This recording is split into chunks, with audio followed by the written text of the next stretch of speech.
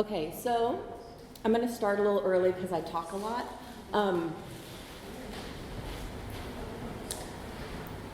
now I'm silent. So this is a writer's workshop.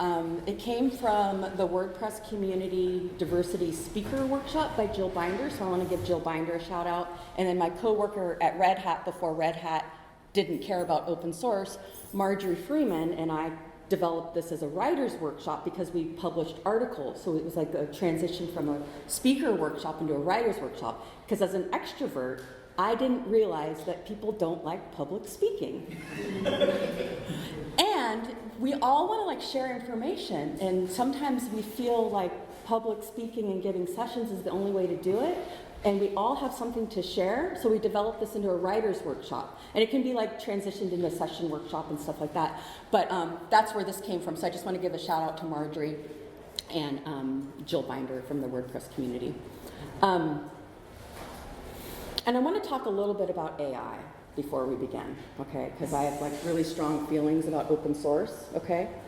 So someone asked me just the other day how I was involved in Drupal, and I told him I was an end user who uses Drupal currently to edit content and stuff like that. I work at the Linux Foundation, and he asked how someone writing in the age of AI, why do we do it anymore? When there's chat box and natural language processing tools. And I thought that was a great question because he has a point. Why write when there are tools that you can use to do it for you? And my thinking is the process of how to use and lay out your thoughts. AI is great because that blank page is super, hi Darius, super scary. No, Darius. David. Okay, nice to see you. You look a lot like my friend Darius with your mask on, so sorry about that. So my thinking is sure, plug in your idea and get those thoughts out, but those are someone else's thoughts in AI, right? Those are someone else's words. So if you do use AI to start your articles, make sure they're not biased, because the internet's not biased at all. Make sure that you edit the content to be your own, and make sure you find out where that content came from, okay? So that is my little spiel about AI, and I will shut up about it now. Also, AI is not open, even though it says open AI, it's not open and someone owns your content, so just be aware of that. Okay, so now I'm gonna start.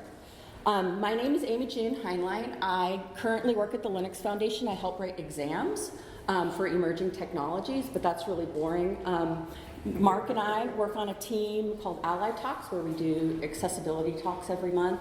And I used to be a core mentor for Drupal core, where I'd help people contribute, because I'm not a coder and I understand how hard it is to contribute to Drupal when you're not a coder. So I did the core mentoring from the non-code point of view. This is Spot. He's my cat. His name is Spotty McSpots-a-lot, but we call him Spot for short. He doesn't drool anymore, which is weird, so I think he's sick. But if there's any typos, it's because he did some programming for me. So if anything that is wrong with this presentation, we'll blame Spot. Okay, so why this workshop? Well, I already told that at the beginning, so we all understand. Public speaking is that, I read an article sometimes that it said it's the fear more common than death, public speaking. So we all want to get our information out there, and so this is why there's this workshop. And like I said, we're going to do a little bit of a brainstorming activity, and then we'll talk about how to technically write and how to narrow down our ideas. So first I'll talk about some myths about why we don't write, or why we haven't written, or why we think we haven't or aren't good enough to write. We'll do a short brainstorming activity, and then we'll do the 5 W's and the H, the how, the what, the where, whatever. And then we'll talk about technical articles and documentation, because creative writing is not the same as technical documentation, okay? So strip all the glitter and the unicorns out, and that's where we have technical writing. And then if we have time, because I talk a lot, I'm gonna talk about how wonderful Markdown is. I don't know if y'all like Markdown, but they're, right? And there's a slide on it later, but I can't help it. It's in core now. Some of the stuff in CK Editor is available for Markdown. Okay, so why haven't Why do I have a blank slide? All sorts of questions. Why haven't you written? There's some myths behind this. A lot of times we don't think we're an expert, you know? But you don't have to be an expert because everyone has a different idea on the same topic. How I use Drupal is different than how Benji uses Drupal. How I use Drupal is different than how Mark uses Drupal. No one knows everything, and everyone has something to learn. So that I'm not an expert, it's okay that you're not an expert. People will ask questions that I can't answer, and I'll look like a fool. And this comes directly from public speaking, right? So when I first started public speaking, I would talk so long through the Q&A, and I'd be like, oh, we're out of time, because I was so afraid of people making a comment or asking me a question I don't have the answer. But it's okay that we don't have the answers to those comments, because you can field it to someone else. You can go on LinkedIn and say, someone asked me this question. Or you can be like, how would you do this? So it's okay that you don't have the answer to everything. I failed if I only have 2 page views. Well, guess what? That's 2 more page views than you had yesterday, right? We've been in a session before where there's like 2 or 3 people in the audience, and you can feel the heartburn of the speaker because they feel like no one's attended their session. But that's okay, because that's 200, 300% more people than were there when the room was empty. So it's okay. And then the last myth is a how-to is the only format that I can share my knowledge when in an article. Well, that's not true. There are tons of ways to display and share our content, and we know this in Drupal, right? We can display it all different ways through Drupal, and we can display it all different ways through articles, and I'll talk about all the different kinds of articles that there are in a little bit.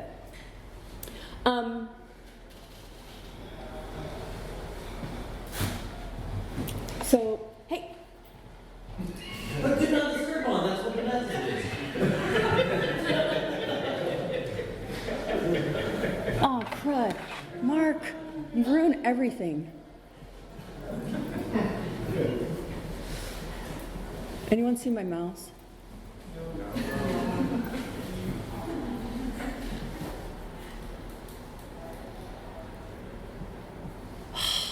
Mark.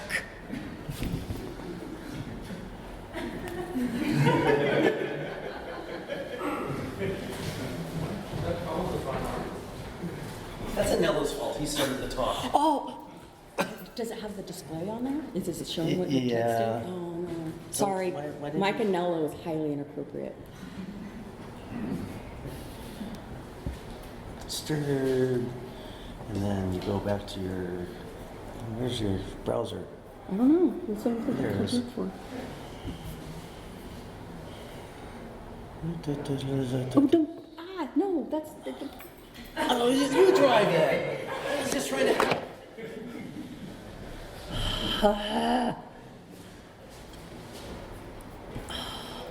See, like I was gonna find it.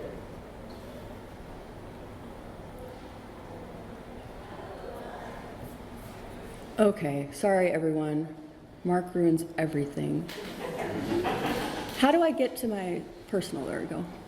Oh, I got it. I didn't need you. Yeah, Okay. Here I am.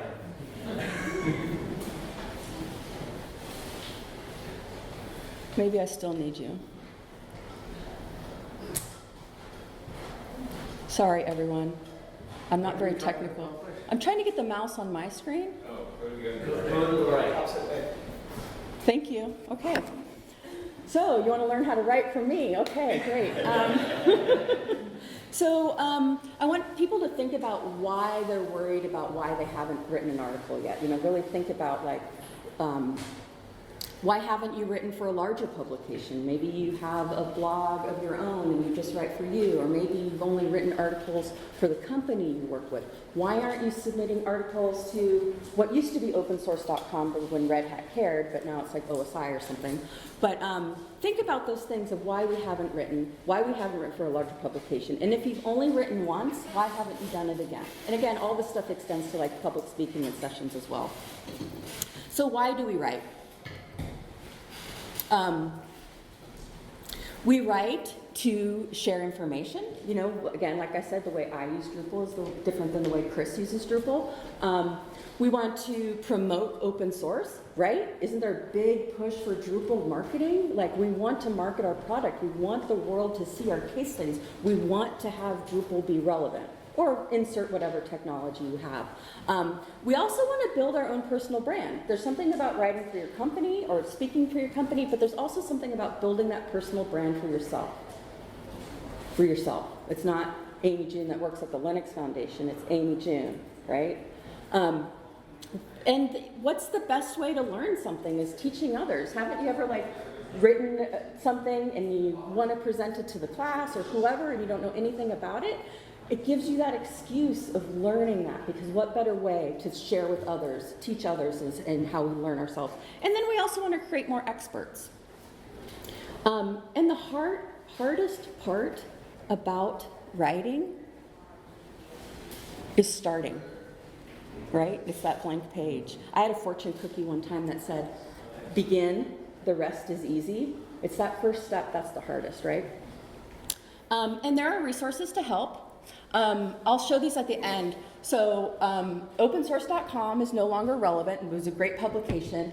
But now the people who are in Raleigh doing All Things Open, which is this weekend, they're picking up where opensource.com left, and it's allthingsopen.org. They are looking for articles to publish on open source. Again, Drupal. We have a technical writing place called technicallywewrite.com. Jim Hall does that. Drupal Camp Asheville, who I am organizer with, we had this diversity speaker initiative where we knew that people didn't want to public speak, so we let them write articles instead, so you can publish your article on, Drupal Camp Asheville. And then we have the drop times. And I'm going to bleed a little bit into Drupal contribution here. If the one thing that we do every day is click like on something that the drop times writes, or we write something for the drop times, that makes it more relevant in our larger networks. We have our LinkedIn networks. So you can make Drupal more relevant just by contributing to a like button, right? Because of the algorithm or whatever it is that shows up in people's newsfeed. Okay, so we'll do a little brainstorming activity, and I'll probably give 15, 30 seconds per prompt, and this is where people who coming in later, this is an active workshop, but you don't have to actively do it. If you want to take notes, I have paper, but no pens, or you can just keep it in your head, however you want to do it. So we're going to do a big mind dump. We're going to answer that question, I don't know what to talk about, I don't know enough about anything to talk about. You can write, you can do mind maps, you can do those bubbles, however you want to do it. And remember, it's always great to talk about what excites you, too. You don't have to know about it all. Say you're just learning JavaScript. Again, it's about what excites you for that first article. And if you're new to tech and don't have answers to any of these yet, it's okay. You can use the prompts to kind of imagine what your answers might be. So, again, we're going to do a little thing think about maybe what's your favorite extension or module or plugin. What's your favorite theme, how you use it.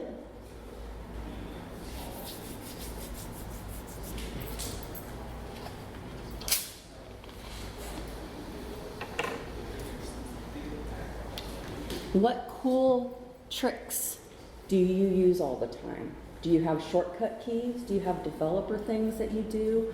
What cool tricks help you in your process of doing what you do day to day? Maybe you've created something cool, or not cool, right? You have a module that you just wrote, or you have a module that you really like to use. What is that cool thing that you've just created? This is a good one because it's in your mind and present. What's the last thing that you learned, and how did you learn it? And it ties into what do you want to learn next? Remember we talked about how the best way to learn something is to teach it, and what better way is when you just learned it? And this is, do any of you give back to Drupal, actively contribute? Okay, so one of the best ways you can give back to Drupal as a new person is documentation, because developers, no offense, they skip steps. You know, were you that person that couldn't figure out what the module was doing because they inherently didn't realize that a beginner would be using it and they skip a step? So as a beginner, you're the perfect person to write this kind of stuff. And then what's the biggest challenge you've ever had with Drupal, and how did you overcome the biggest challenge? We love commiserating.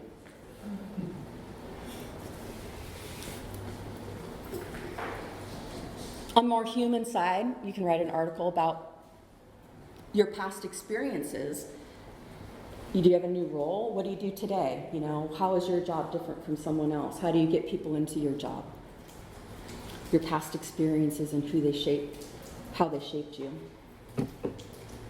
How did you learn to write technically? You know, what languages can you talk about? You know, PHP, you know, JavaScript. Can you give like a short code snippet and just, you know, talk about what it did for you, how it works? You know, if you mentor someone, how does mentoring enable you, either as a mentor or a mentee?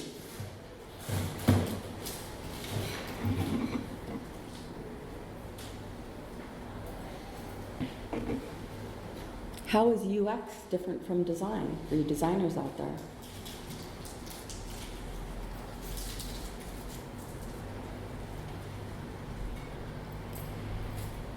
How does working cross-functionally, what does working cross-functionally mean to you? Are you on a team and work with others? How does your project manager work with the intern? How do you work with your project manager? What do the technical account managers do for you? And we all work in Drupal, so we know that we have to have solutions, right? We're solution architects, right? How do those solutions work for you? How do they help you move forward in your career? Focusing on the solutions rather than the problem. It's really easy to write about the problem, but how did you solve it? Maybe you're a marginalized community. How did that affect your role and where did it bring you? How did you overcome being marginalized, you know, if you're underrepresented? How does your connection with nature help your, you know, you can do all sorts of things to tie things in. You're not at your computer all the day, so you can tie in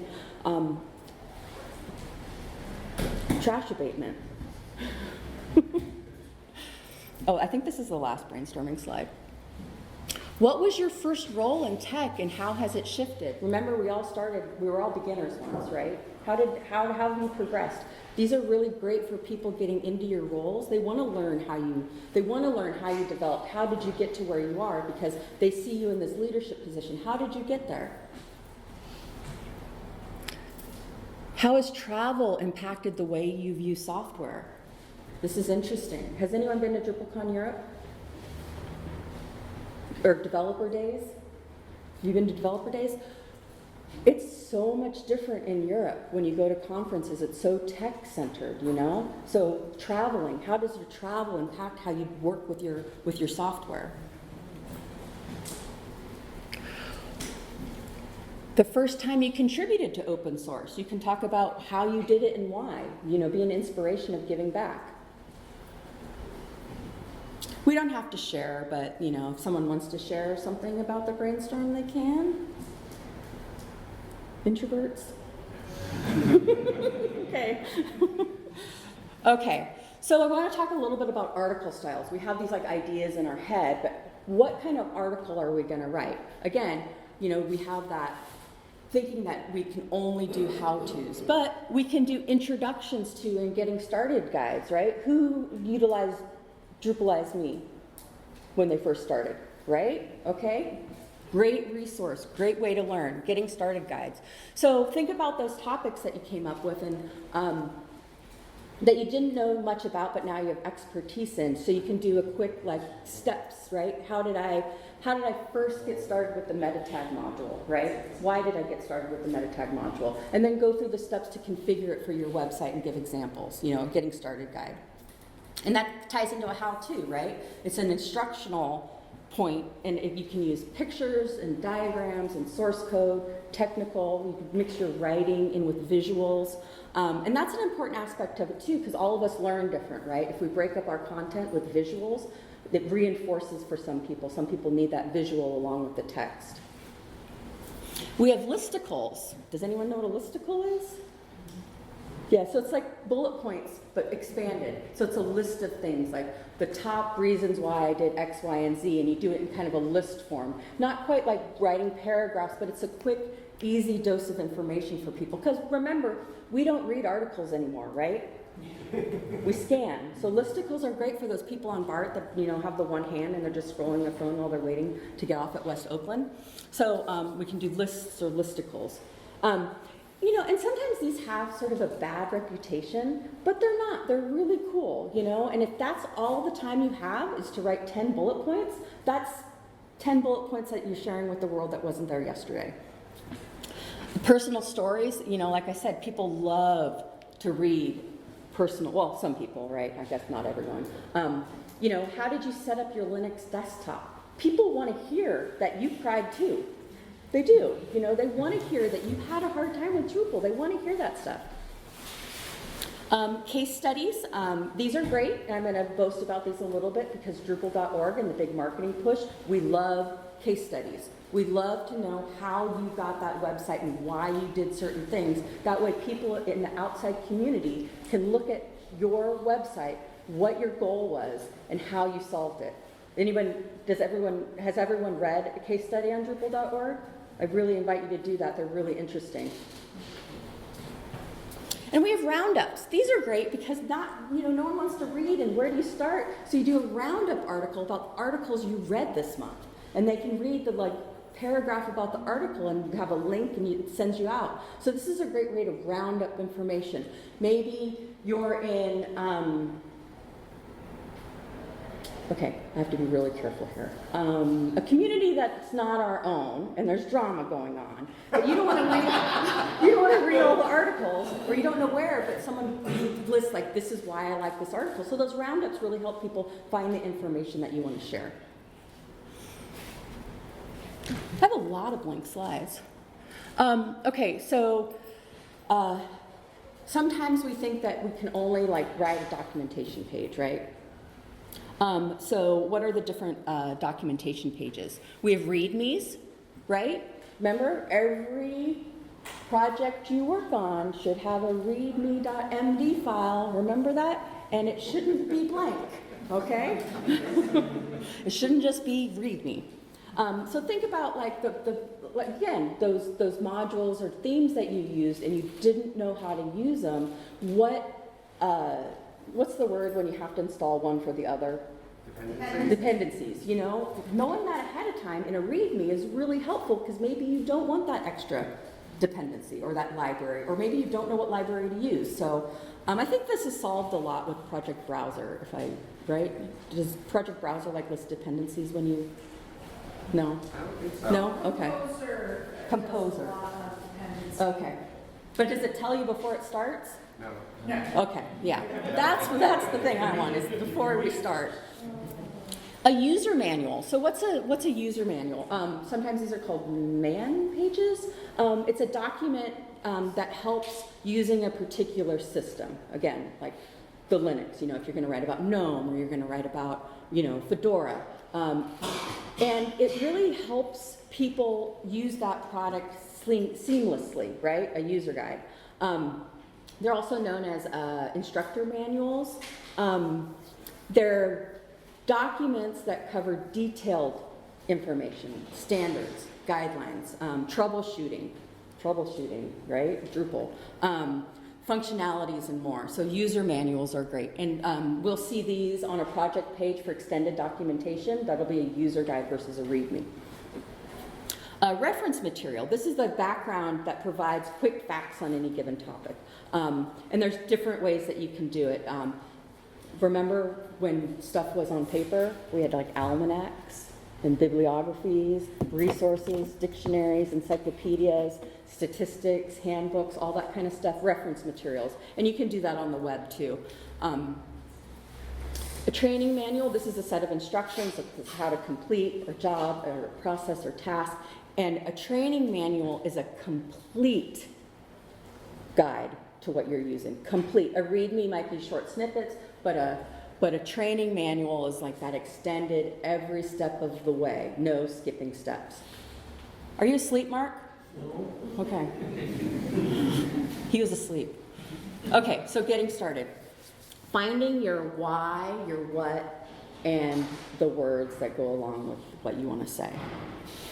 Again, the 5 W's and an H. So, what are you talking about, right? You want to make that specific from the start. You want to have that in your first opening line of what you're doing. Maybe it's the title, maybe it's that H1, but what are you talking about? And then you have to think about who you're writing it for, right? The accessibility teaches us like to write at that 9th grade level for accessibility, but if you're writing to developers or you're writing for like a nursing guide or something like that, really think about who you're writing it for and what kind of words you're going to use. So when and where someone will use this thing, you know, who will benefit from it, and then the how is can they use this tool to get started? And we'll do a little activity about how to identify the who, the what, the when, and the where. Okay, so we're going to look at some text on the computer screen, or extended monitor, whatever you call it, and we're going to identify specifically what we're sharing. And this will be an activity, and at least one of you can have the answer and say it out loud. Okay? So we're looking for the what, right? So the text says we are technical community advocates, and we enjoy using Markdown to help expedite the editorial process for our community of writers. That's a very complicated sentence. Markdown helps lower certain barriers to entry by masking the complexity of technical writing and bridges the gap between technical writers and developers. It is straightforward and anyone can get started today. So, what's the what there? What are we talking about in this paragraph? Markdown, yeah. Does everyone know Markdown? Okay, yeah, it's great, huh? Because as an editorial person, I'm going to Google again. No one wants your Google Doc. No one wants it. Okay? Copy and pasting and putting it in Drupal, what a nightmare, right? Okay? Use Markdown. Okay, so yeah, it's Markdown is the what here. So now we're going to do the who. Like, who is your article? Who is the summary? Who are you targeting? Can you identify the who in that same? Oh, that's not very accessible, is it? With the Markdown is in light orange for those that can't see the colors. So what is the who here? Who are we targeting for this article? Mm-hmm. Yeah. We're doing the community of writers, right? Okay, now we're going to do the why. Why do we suggest using Markdown? Can you identify the why in this? And right here we have Markdown in orange, and we have writers in orange for those that can't see it. Very centric. Well, it's a couple of them, so you're both right. It just depends. It's masking the complexity, right? That's the what was it? The why, the what, the who. So here we are at the where and the when. So now we're going to look at like who is when you would use Markdown. And for those that can't see it, Markdown's in orange, writers is in orange, and masking the complexity of technical writers is already used in orange. So when would we use Markdown? Or the editorial process, right? Yeah. Again, there's not only one solution. And I already said, like, I have this whole thing written out about why, as community advocates, we use Markdown because Google Docs suck. But again, have you ever copy and pasted and had all those spans and divs and all the stuff? You know, it's a pain in the butt. And the how. This is where you define the application of your what, right? It's the real meat, the bones, or the meat and the potatoes. Meat and potatoes? I don't know. Is that the saying? Meat and potatoes of your article? Yeah. So this usually prompts someone to read your article, and you want to nail it down in that first, right? We don't want the clickbait, right? We want to let people know what they're reading about at the very beginning. So what is the how? How does Markdown work?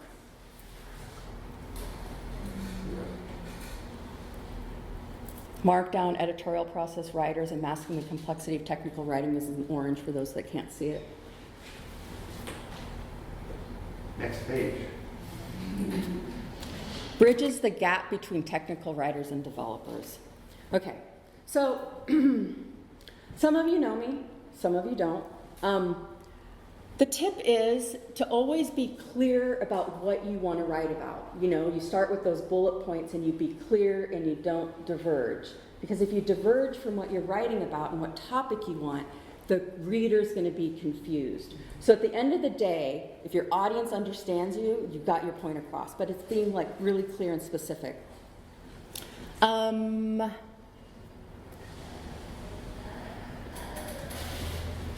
So how to write technical articles. The first thing that you generally want to do is you want to find 3 steps to require to do the thing. Remember, we don't read anymore. You want 3 steps. If you can narrow it down to 3 steps, 1 is not enough, 2 is not enough, 2 can be enough, 3 is that great focus for people. Remember, we don't read anymore. We want to be straight to the point. If there's more than 3 steps, cool, write another article. Right? It's about that focus. Under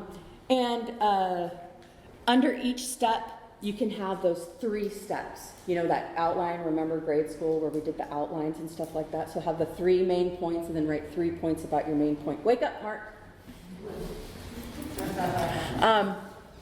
So you want a paragraph that introduces why someone is reading it. And I say this a lot. You want them to know exactly what they're reading so they don't waste their time. If they feel like they've wasted their time, they're not going to read another article by you, okay? So make sure that you're clear and you have your call to action at the beginning, and then write a paragraph at the end about what they can do next.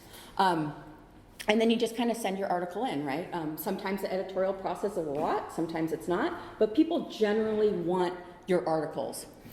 You won't share that one, that's opensource.com. Technical documentation, I have this a lot in here. So we want to eliminate words. We want to be clear, we want to be concise, we want to be careful of jargon, especially for writing to the wider audience, right? We have Drupalisms, you know, make sure that you're not using a Drupalism, make sure you're not using a localism. You want to eliminate words that do not directly enhance and support the purpose of what you're writing about. Strip out those glitter, strip out the unicorns, strip out the rainbows, and write about what you're writing about. You want to use specific nouns. You don't want to say this, that, because your reader might not know what this and that is. So use nouns. Use nouns.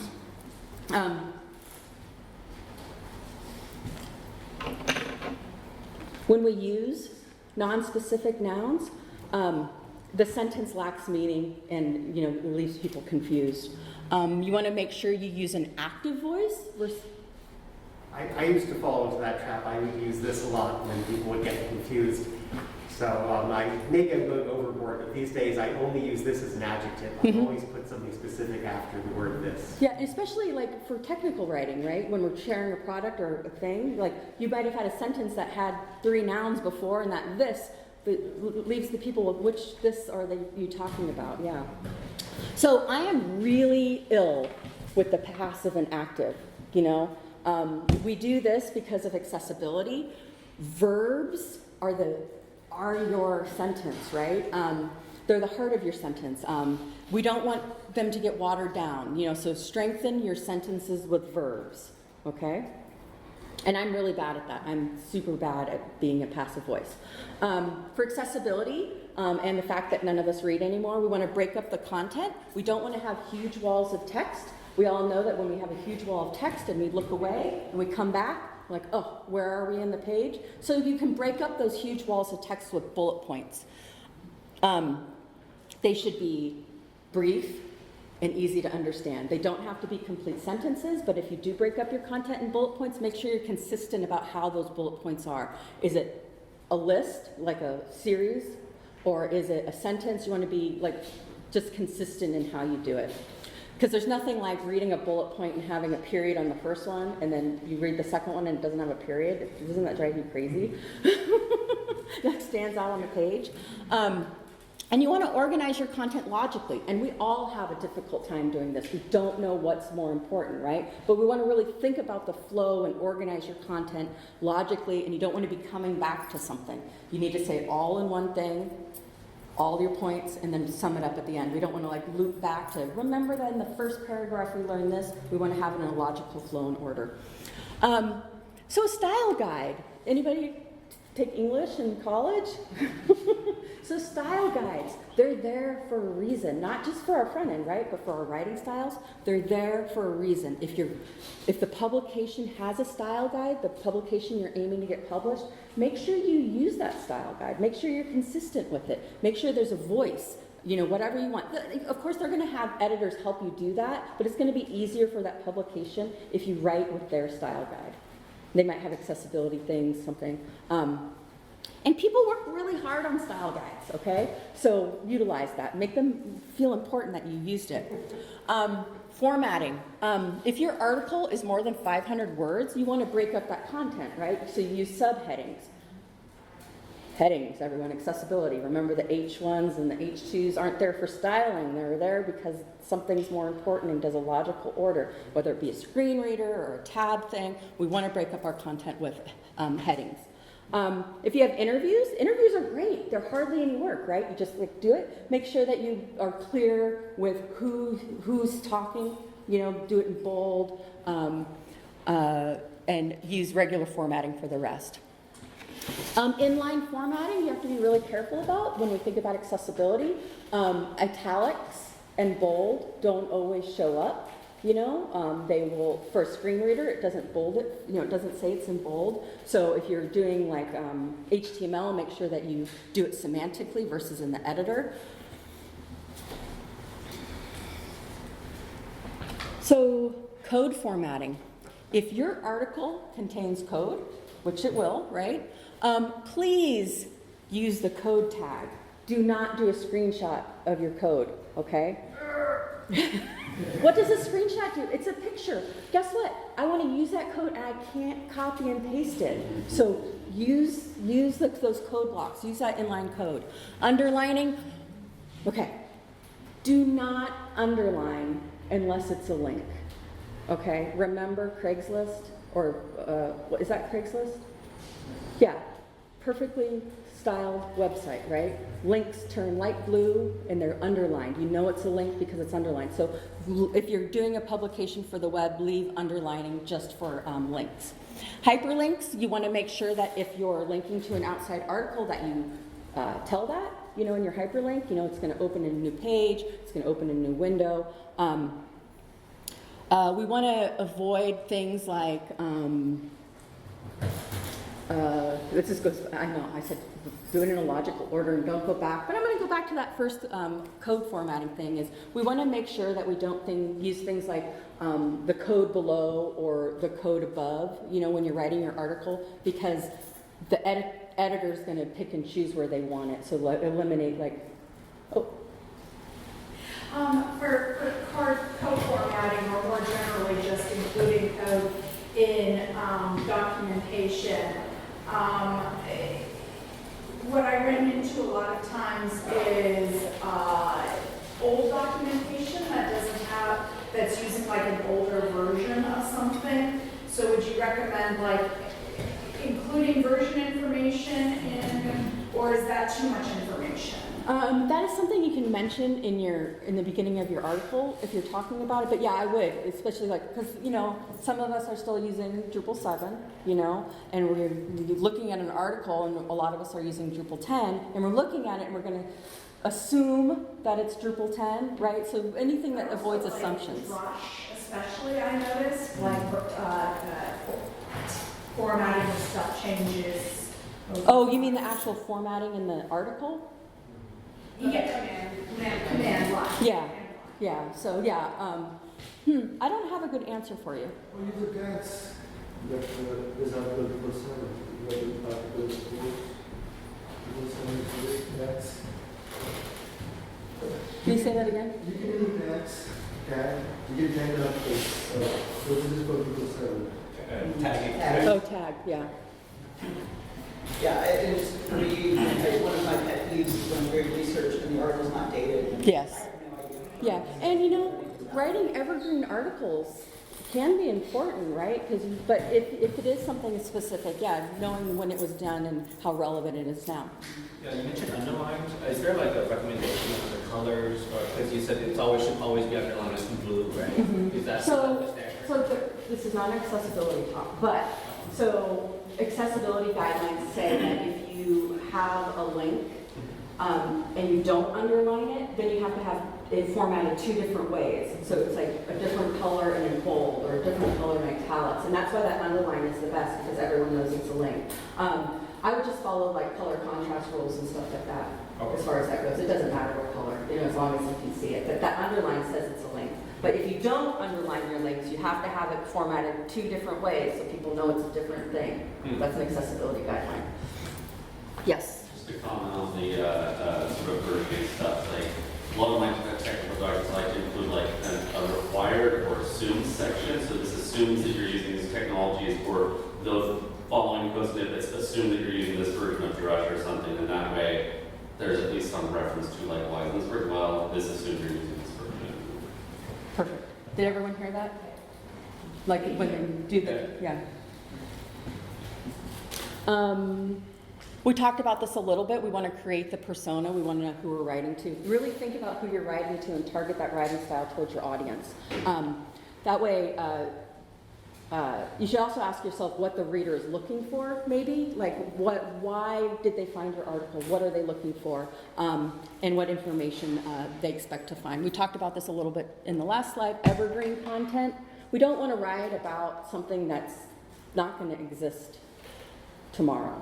And if we do have an article about something, it's always nice to update it with the dates, update it with the new technology, or write a new article periodically and keep your content evergreen, right? Revise and update your content because this reflects like where you are now, you know? So, because again, we don't want to assume anyone's using the specific technology.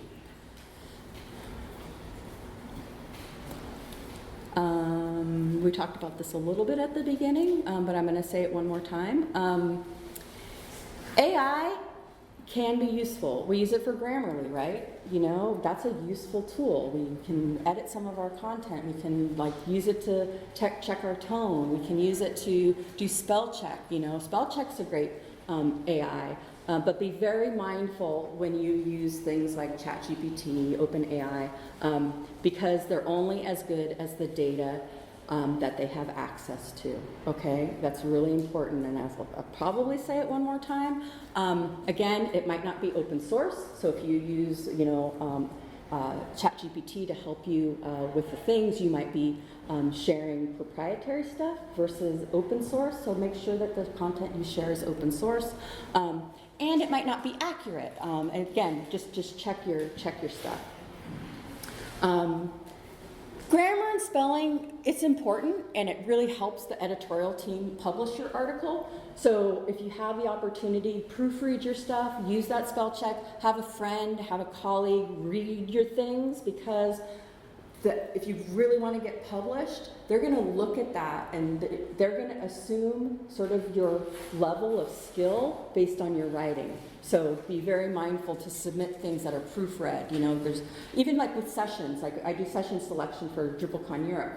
If someone's, I do take into account English as a second language. I do, okay? I want to be truthful about it. But if there's like, you know, a lack of a comma or it's a run-on sentence, I'm going to assume that their session will be like that. And we want quality content. So just make sure that when you submit something that you give it that first round. They can do some of the finer tuning, but do that first round yourself. A little bit about word count, right? We generally don't worry about word count, and neither should you, but it is something to think about. If you have an article that's 500 to 600 words, that might be all you need. You know, that short little blurb, a couple of, you know, fun scrolls.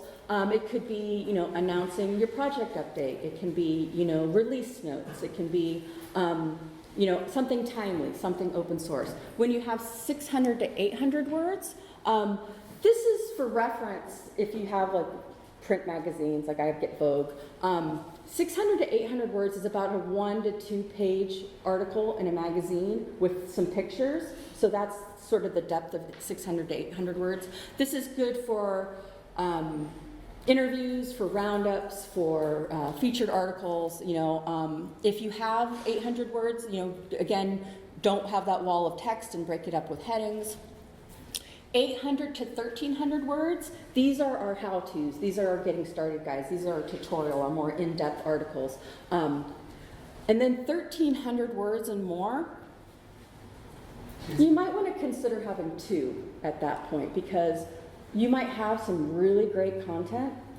Dwayne McDaniels wrote a really great article series on me for Get, and it was 2,700 words, and so we decided to kind of break it up into different stories of Get. And that way, people are more focused, because there's nothing like not having time, right? We're all distracted.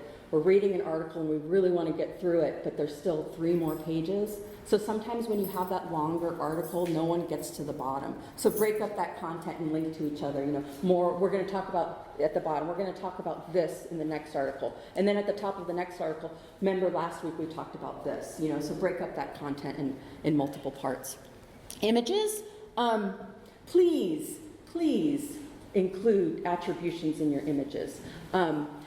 What license do you want it shared with? You know, is it Creative Commons? You know, make sure that your editors know where your images came from, okay?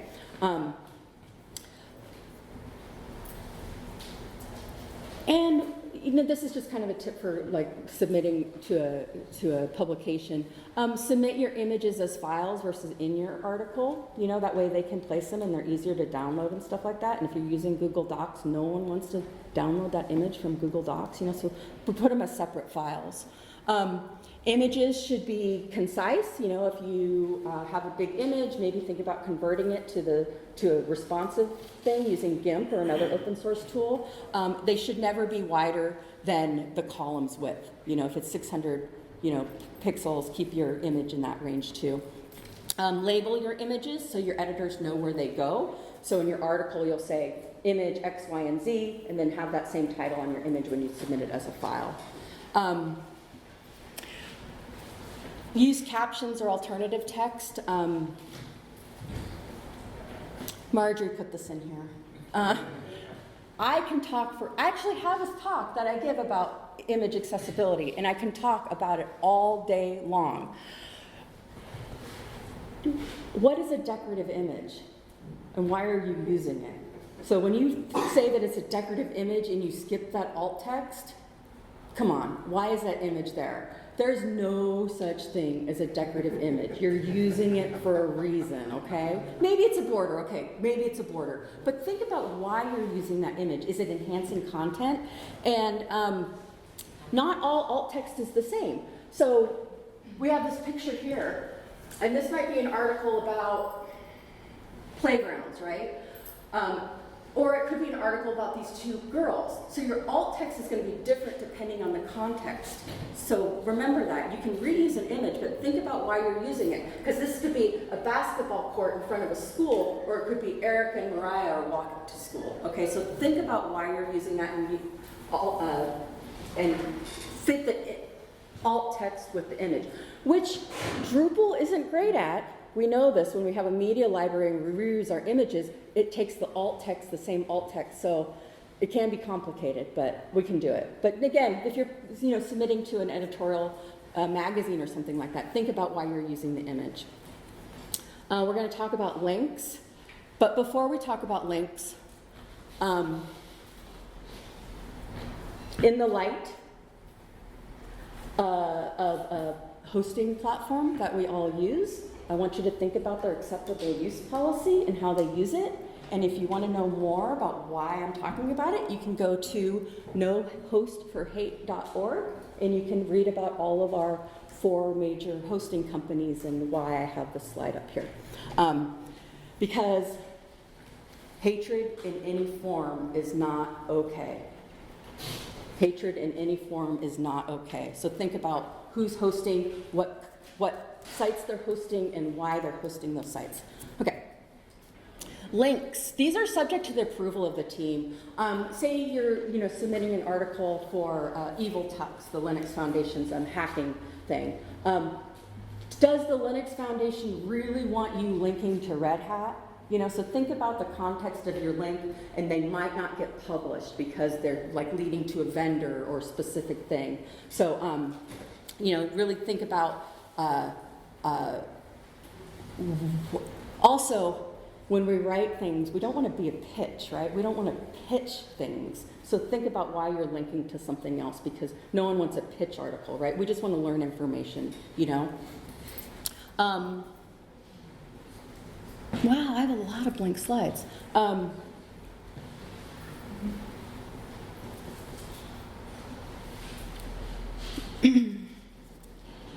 So links, you should only link once. If you mention Wikipedia or something at the top, when you have the link, you don't have to link it in the article. You want to explain your link to other things, and we want to include links to technical ideas and terms for people who aren't technical. So if there's some technology, like say you're like mentioning Composer, and I'm brand new to Drupal, and I'm on Drupal 7. I don't know what Composer is. So some of those more technical things you might want to link to the Composer documentation page or Symfony documentation page, but try to link to the specific documentation page and not a vendor.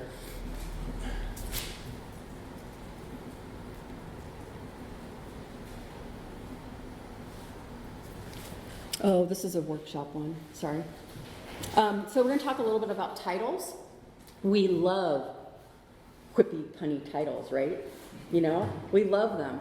But we want to have something catchy. We want to have it be creative. We want people to read our article. So we want to make sure that they're playful, but explain enough about what the article is about. Use your pun, be witty, but you have to be careful of too clever of titles. We want to try to create a title that stands on its own without a blurb. And don't get too caught up with headlines when you're thinking about writing an article for a publication, because that publication is going to come up with the headline for you. They're going to use their specific SEO, so don't worry too much about headlines. And think of search engine optimization when you write your headlines. If you're writing an article and you have 2 different technologies going on, have those words in the article title. We might have to really kind of go through this. Creating an outline, we know we want to be clear about what it's about, what you're going to cover, why does it matter? Really think about that why. And then what's your hook? How are you going to pique interest for these people to read the article? And be succinct. When you write the body, we want to make sure we have those main topics and, expand them out. What main points do you want to get across? And that rule of 3, remember we talked about having 3 things that we talk about and then 3 things under those, keep it really tight. And the who, the what, the why, the how, ask yourself these questions. Remember that key point of the how and the why really needs to be defined in that first paragraph. Sorry, I'm going through quick, I talk a lot. So using your conclusions and your call to actions, this is really saved for the bottom. We want them to leave with an actionable item. So we want to summarize. We want to review the main takeaway points. We want to tie it all together. Maybe one of your points was not as tight as or not quite connected, so we want to summarize at the end what the connection is. And more than anything, you want to do the so what. We want the writer or the reader to walk away with something. Give further resources, have those links at the bottom.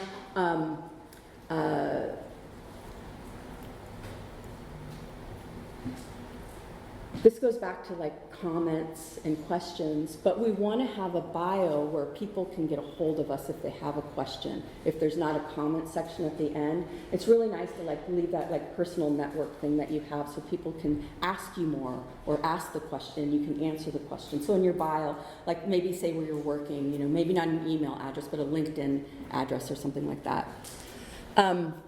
Quick accessibility tips. You want to define your acronyms, your numerums, and your abbreviations. So the first time that we, you know, do, I can't even think of what, oh, ally talks. You know, we do A11YTLKS. Well, what does ally mean? What does A11Y mean? It's a numerum, you know, where you have the 11 word, or is it the 11 characters. 11, yeah, is the characters and you drop them and you have the A11Y or the localization one, T. What's the localization one? IATN, yeah. So define that in the beginning and then you can use it further down. Use predefined reading levels. You know, what's your audience? You know, are you writing for North Americans? That might be 9th grade reading level. But you know, in the UK, the reading level, standard reading level is much lower. So think about who your audience is. And we're global now. So think about that reading level and the comprehension. And remember too, we're not all native English speakers or not all native, you know, Spanish speakers. So really keep that language clear and concise. So please, and this is targeted towards Mike Herschel, don't use emoticons everywhere because they're not accessible. When you think about like your social media and there's a lot of emoticons, you know, you think about like, when we have screen readers, they read every single emoticon. So if you have like that heart between each word, it's gonna read that, like never, heart, make, heart, you know? So think about the use of emoticons, keep them towards the end.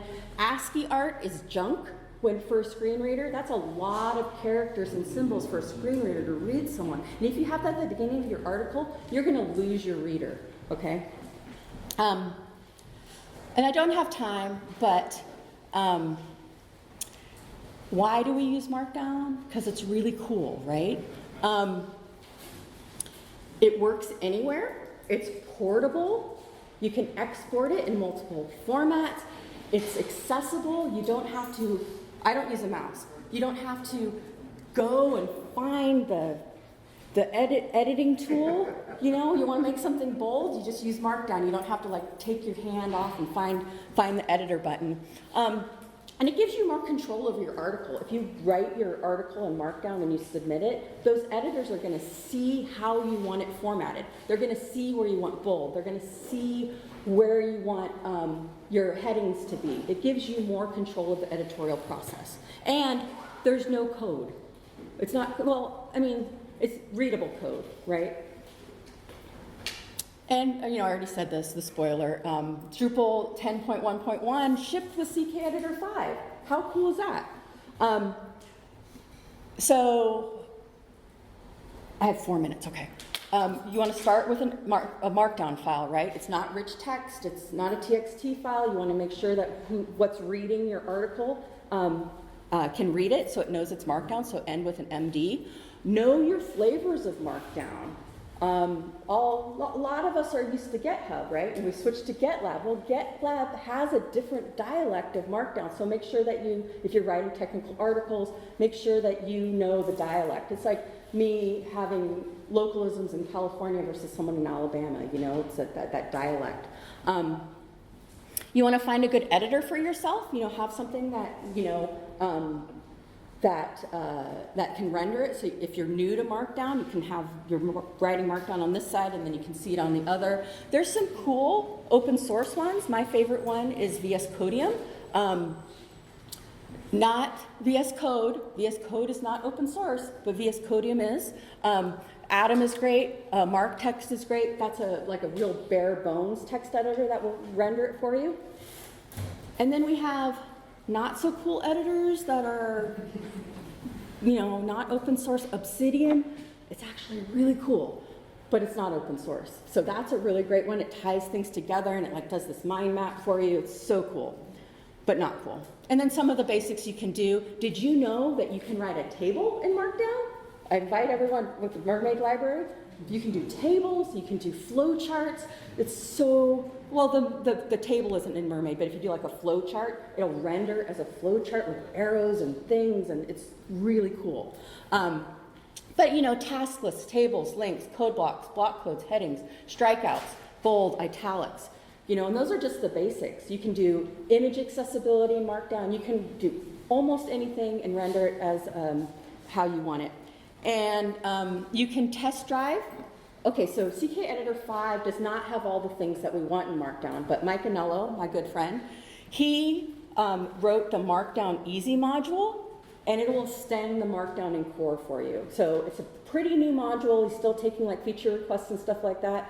He won't put in the GitLab flavored stuff right now, but really like, try that out if you want to extend Markdown in Core. And I am Volkswagen Chick on LinkedIn and Volkswagen Chick on Mastodon. Does anyone have questions? I know it like went really quick at the end. Writing for alt-text images, what is the word count? So actually, the word count on that is like on some, it depends because you can set that right in your code. But it's generally longer than you think. Like I think on LinkedIn it's like 1,300. Yeah, characters. Yeah, like a lot.